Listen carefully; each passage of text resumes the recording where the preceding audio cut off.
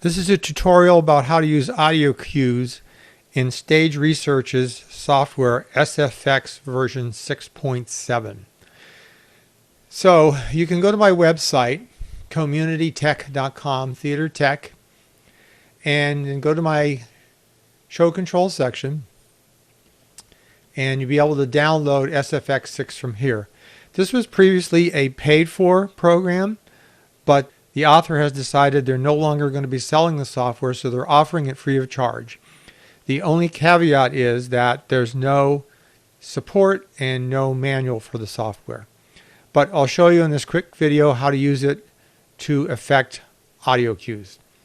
So you can click here, go download the software from there, and then get it installed on your computer. All right, once you have the software up and installed, we'll double click here to get it started.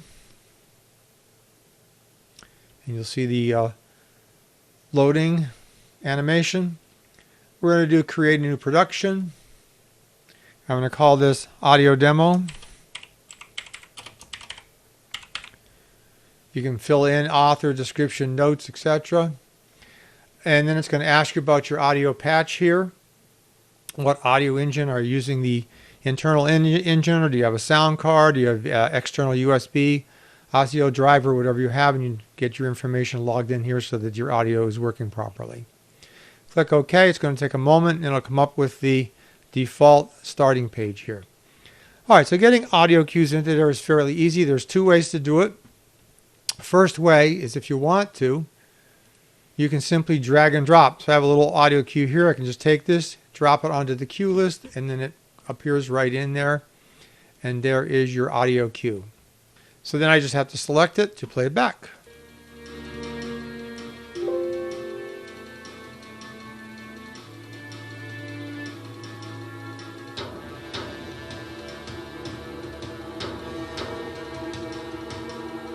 And it'll continue playing until the cue is done.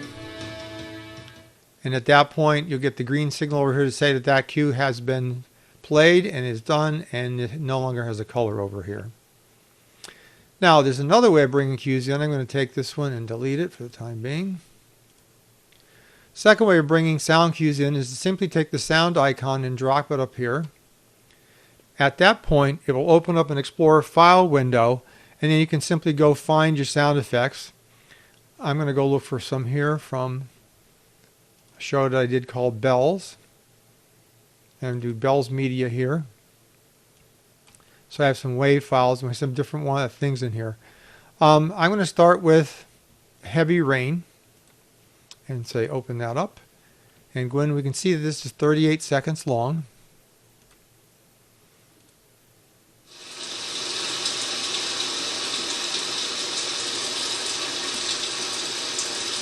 So that certainly is a heavy rain cue. Now, when you're on the cues, I select the sound cue.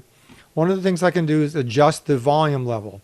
It is a stereo cue, so we have a left and a right side to it. If you click up here, you access both left and right sides. If you click here, you're accessing the left track. If you click here, you're accessing the right track. I'm going to access left and right track for now. Then if you use your scroll wheel on your mouse, it defaults at setting it at -5. I can scroll downwards and reduce the volume level. Let's go down to -50. Let's see what that sounds like. Okay, that's way too much. It's way too soft.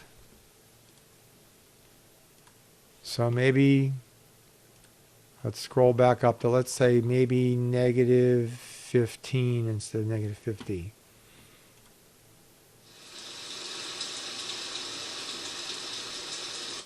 The benefit of this is when you're doing your cue levels, you can set your cue levels so that the person operating the sound mixer doesn't have to keep adjusting the input for the volume of the cues. You set your cue volume here for the way you want them, and then they're done. And basically, that volume fader on the mixer can just sit there during the show, then you don't have to play with it.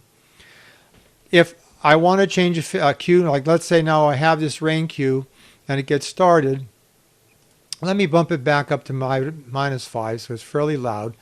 We have it fairly loud, but then we would like to change it and have the volume come down.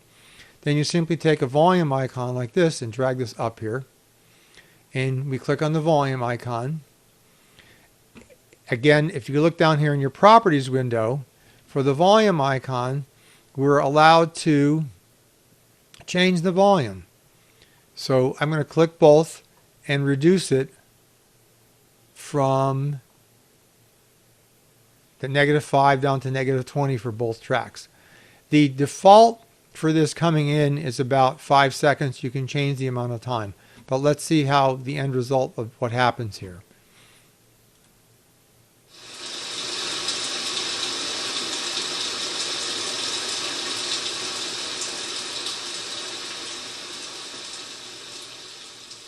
Now the cue is still running, but it's running at the new volume level right now. I'm going to stop it. Now you notice I had to click to get to the new volume level. What if you wanted to automate this? Well, we could automate this by dragging a wait time icon up into here.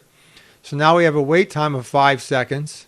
So after this cue starts, there's going to be a 5-second wait time, and then it will execute the volume change. Again, you can double click in here. Let's make this a 3-second wait time instead of 5-second wait time. So the cue will start playing. It'll wait for 3 seconds, and then it'll execute the volume change.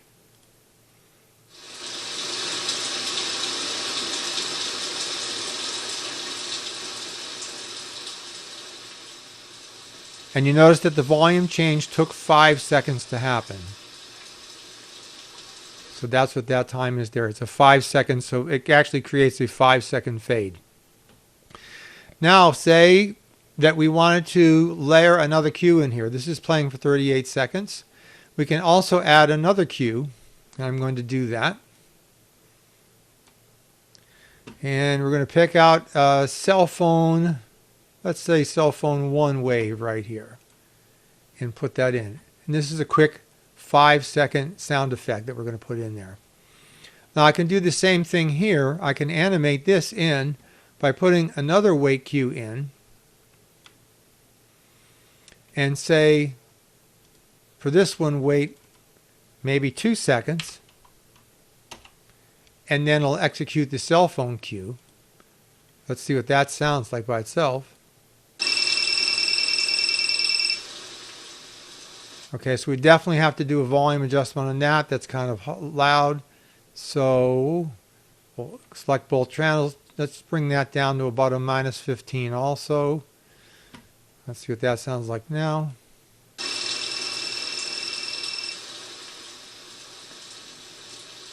Okay.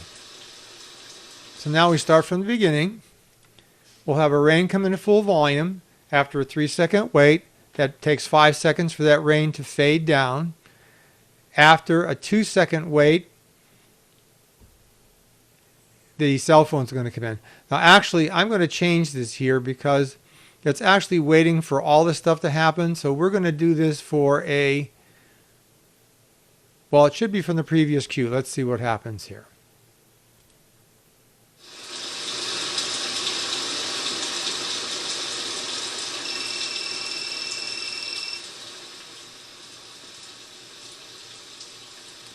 So it did just exactly that.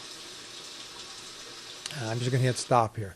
So it did just exactly that. First cue started, 3 seconds later we had a wait, then it faded down. As this was fading down 5 seconds, this waited 2 seconds and then brought the cell phone cue in.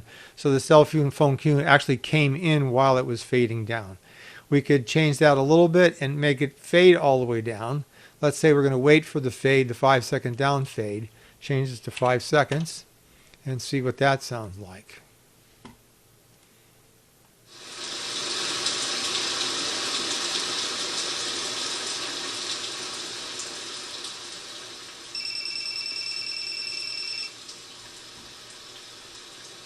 Probably a little better because we got the rain cue to fade all the way down.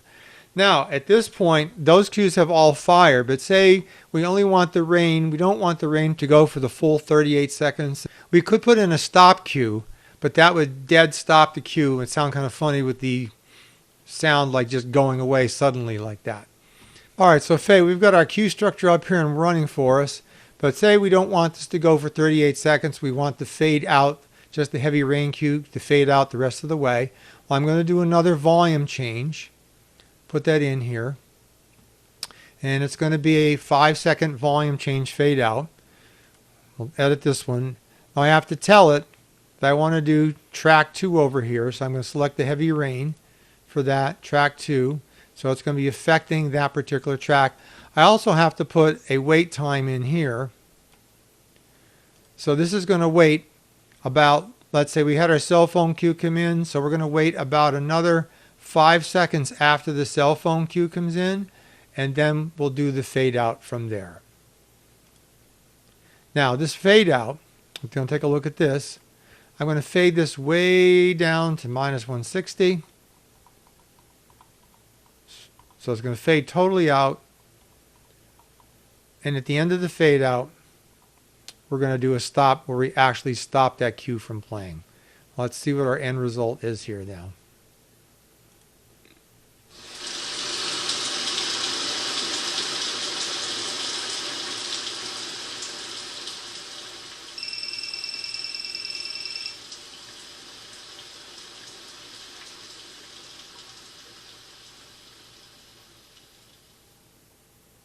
And that is pretty much how you use all the different commands in here to do sound effects. You can layer as many as you want, so you might have lightning and thunder and rain and those kind of things happening, wind, and you can layer them in. It's just a matter of kind of thinking through how to use your wait times and how to use your volume control changes to make things happen the way that you want them to happen.